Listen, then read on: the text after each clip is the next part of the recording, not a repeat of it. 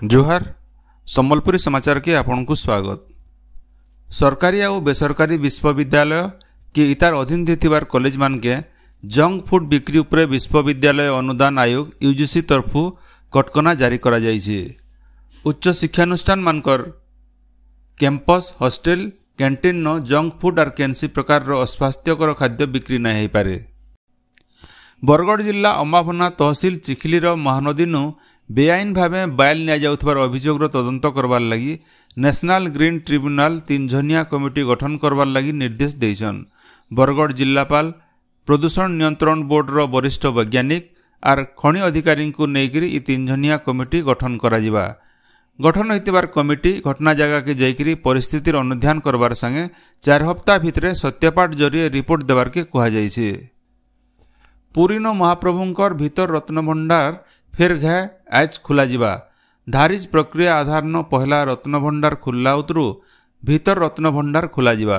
सकालर 9:15 नु मैदानर 12:15 भितरे रत्नभंडार ताला खुला जिबा बोली जना पड़िछे। स्थिति अनुध्यान उतरू रत्नभंडार अलंकार स्थानांतर प्रक्रिया मूल हेबा आउ अधिकृत व्यक्ति माने रत्नभंडार भीतर के जाई पारबे बोली जांच कमिटीर अध्यक्ष जस्टिस विश्वनाथ रथ कहिछन।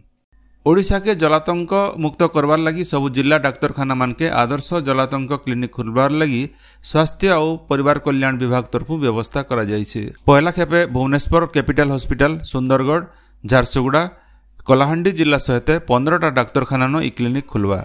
2025-26 तक बाकी 15टा जिला आउ आईजीएच नो ई क्लिनिक खुलवा। इतार छड़ा प्राथमिक स्वास्थ्य केन्द्र आउ गोष्ठी स्वास्थ्य केन्द्र तक चिकित्सा व्यवस्था करा जिबा। राजस्व मंत्री सुरेश पुजारी गलाकाल सम्बलपुर गस्तथी आसिकरी दुर्गापालीन माँ लगी गज गोटे कार्यक्रम थी जोग देइथिले। 4.5 कोटी ओडिया जदि गुटे गुटे गज लगाबे बेले ओडिशा न एका संगे 4.5 कोटी गज जगा जाई पारबा बोली राजस्व मंत्री कहिछन। से ई उलगने कहिछन जे प्रभावशाली लुके करिथिबार जबरदखल के उच्छेद करा जिबा। हेंदा बेआईन खार गदाबार उपरे बिल कार्यानुष्ठान मूल हिजे बोली मंत्री कहिछन। बरगढ़ जिल्लार गायसीमा आयुर्वेद चिकित्सालय न धन्वंतरी भेषज उद्यान रो लोकार्पण करा जाइछे। विधायक अश्विनी षडंगी उद्यान के उद्घाटन करबार सहित गोटे फल उद्यान लगी भूमि पूजा करिछन।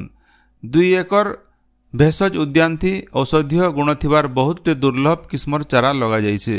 डाक्टर अजित कुमार दर्जी आर अलगा सियान सुजन माने ई कार्यक्रम थी उपस्थित थिले। नुआपड़ा जिला सिनापाली गोष्ठी स्वास्थ्य केन्द्र न थायरॉइड परीक्षा सेवा मूल हिचे। इन हिताधिकारी मानकर माहलिया थायरॉइड परीक्षा सहित रक्त सिकुली रोगर भिल परीक्षा सुविधा रही। इ स्वास्थ्य केन्द्र लगी विशेषकर महिला मानकु सहायक हेबा। स्वास्थ्य और परिवार कल्याण मंत्री डॉक्टर मुकेश महालिंग गलाकाल बरगढ़ जिलार पदमपुर गस्तथी आसिकरी भिन्न भिन्न कार्यक्रम थी जोग देइछन। तालपाली ठाने मंत्री श्री महालिंग गोटे चक्षु डाक्तरखानार उद्घाटन करिछन।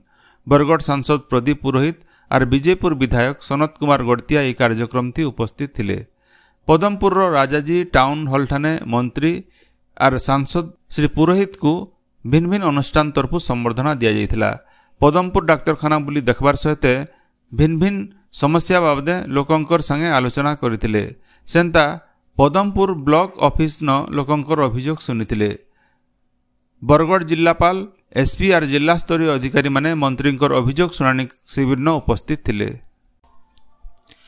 बरगढ़ जिलार भटली ठाने दधिबाबन महाप्रभुंकर सुनाबेश हो जाइछे।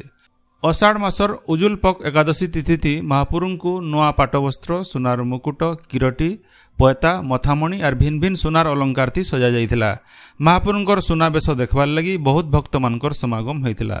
जिल्लार भिन्न भिन्न ठाने गलाकाल एकादशी तिथि न बाहुडा रथ यात्रा हो जाइथिबार बेले आज अताबिरा ब्लॉक रो काडेरा ठाने रथ खिचा जिबा बोली जना पड़िछे। काडेरा नु रथ यात्रा दिनु कताबगा लचिदा हिल्लीपाली भुर्सीपाली टिंगीपाली और लुरुपाली गाँव रथ माने आसिकरी महापुरु मानकु गोटे ठाने रखा जाइथिसी। आज बेलबुडे भकत माने रथती महापुरु मानकु नेइकरी निजर निजर गाँ के फिरबे। हीराकुद वन्यप्राणी डिविजन रो ऑफिस के बरगढ़ जिला के आनबार लगी बरगढ़ जिलार भिन्न भिन्न संगठन और सचेतन नागरिक मानकर तरफु दाबी होउछे। बरगढ़ जिला गठन हेबार 30 बछर हो जाइथिले भी ऑफिस स्थानांतर ना हेबारनु उद्वेग प्रकाश पाइछे। डेब्रीगढ़ अभयारण्य बरगढ़ जिला न थिला बेले तार हेड ऑफिस बरगढ़ जिला न ना हेबाटा दुर्भाग्यर कथा बोली बरगढ़ विधायक अश्विनी षडंगी कहिछन। ए बाबदे से विधानसभार नजर के आनबे बोली कहिछन। राज्य मंत्री परिषदर बैठक आज भुवनेश्वर न बसवा। मुख्यमंत्री मोहन चरण माझींकर अध्यक्षता हेबारगे थिबारी बैठक थी आयबा 22 तारीख नु बजेट अधिवेशन मूल होतुवारनु चिठा बजेट के अनुमोदन मिलवा बोली जना पड़ीछे। आयबा 25 तारीख दिन विधानसभा नु नुआ सरकार पहला बजेट आनबे।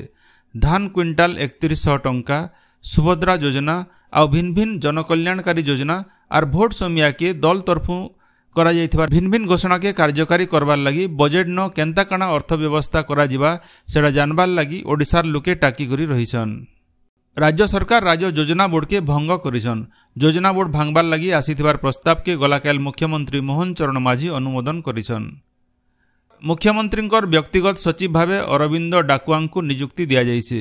सेंता जगतसिंहपुर जिल्लापाल अनुपम साहांकु मुख्यमंत्रींकर अतिरिक्त सचिव भावे नियुक्ति मिलिछे। आयबाकाल पश्चिम केन्द्रीय और तार आखर पाखर इलाका और उत्तर पश्चिम बंगोपसागर नु गोटे लघुचाप सृष्टि हेबार संभावना रही। इ तार प्रभाव थी आज नु रायजे वर्षा बढ़वा। 21 तारीख दिन रायजर भितरिया इलाका सहित पश्चिम ओडिशार केतेटा जिल्ला नु जबर वर्षा हेबार संभावना थिबार नु येलो वार्निंग जारी करा जाइछे। आजिर सम्बलपुरी समाचार एतकिनो शेष हला। जोहार।